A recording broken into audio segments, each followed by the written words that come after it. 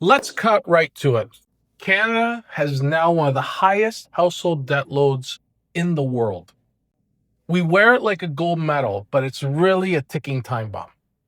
The latest consumer debt report shows Canadians are spending an ever large chunk of their household disposable income on just interest payments. Not groceries, not utility payments, not saving for retirement, just on interest costs and keeping the bank happy. If that doesn't scare you, it should. Please like, share, and comment about how you're feeling about your debt load. Here's the headline. Household debt in Canada is now pushing $2.9 trillion with a T. The debt to income ratio is among the highest globally. Every dollar of income is matched with $1.80 of debt. And interest costs, as a share of disposable income, are back to levels we haven't seen since the early 1990s. For context, the US went through the 2008 meltdown with a debt-to-income ratio lower than ours today. Just think about that. It's insane. Let me make this real. A client of mine, Michelle in Mississauga, she just renewed her mortgage last month. Her payments went from $2,400 to $3,700 a month. That's not just a squeeze, it's a chokehold for a single mother of two. Another client, Raj in Brampton, reached out last week. He's got a car loan, a tapped out line of credit, and a mortgage renewal coming up. After his rate hikes because of increased renewal rates, half his income now disappears into the interest costs category before he even buys groceries. This isn't just math. It's families cutting hockey programs for their kids, skipping vacations, and trading steak for craft dinner. Canada's addiction to debt didn't happen overnight. The causes are clear as day. Number one, cheap money. For over a decade, rates were near zero. Everyone borrowed, households, businesses, governments. Number two, housing culture. Real estate became our national religion. Just buy, leverage, refinance, rinse and repeat. And number three, lack of government leadership.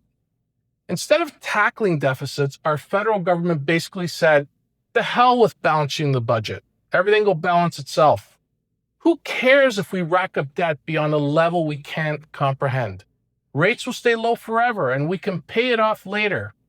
Think about this insanity. If the government says it's okay, then why shouldn't households do the same? And now, the bill is due. Quite frankly, it's total bullshit. Here's where it gets really embarrassing. The OECD ranks Canada near the top for household debt, higher than the US, the UK, and way higher than Germany. Our productivity, bottom tier.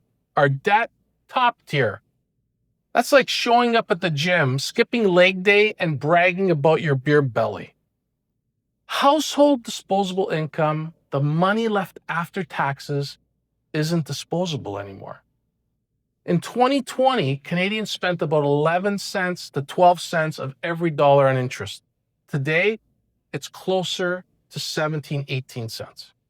That's billions of dollars siphoned away from savings, investing, and living. It means fewer retirement contributions, fewer first home down payments, less flexibility when the car breaks down. We're not building wealth. We're renting it from the bank. Surveys show Canadians are losing faith in their financial future. Confidence in job security is slipping. Confidence in retirement savings is collapsing. And here's the kicker. When confidence goes, spending goes. That's why housing transactions are slowing, retail sales are flat, and auto sales are soft. People just aren't buying because they don't trust tomorrow's paycheck. Here's a smaller but telling example. One client laughed when we reviewed their budget. They had 12 streaming subscriptions. Netflix, Crave, Disney+, Paramount, Spotify, over $200 a month, unnoticed. Why?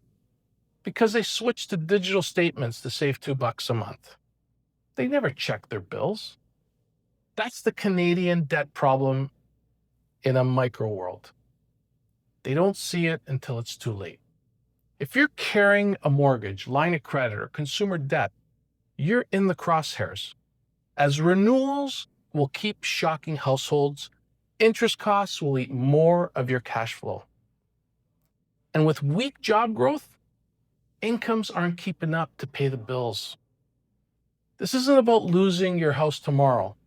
It's about slowly eroding your future, month by month, payment by payment. Here's what you can do, so let's end with some offense. Number one, prepay your mortgage. Even an extra $100 a month increase to your payment goes straight to principal and saves thousands over time.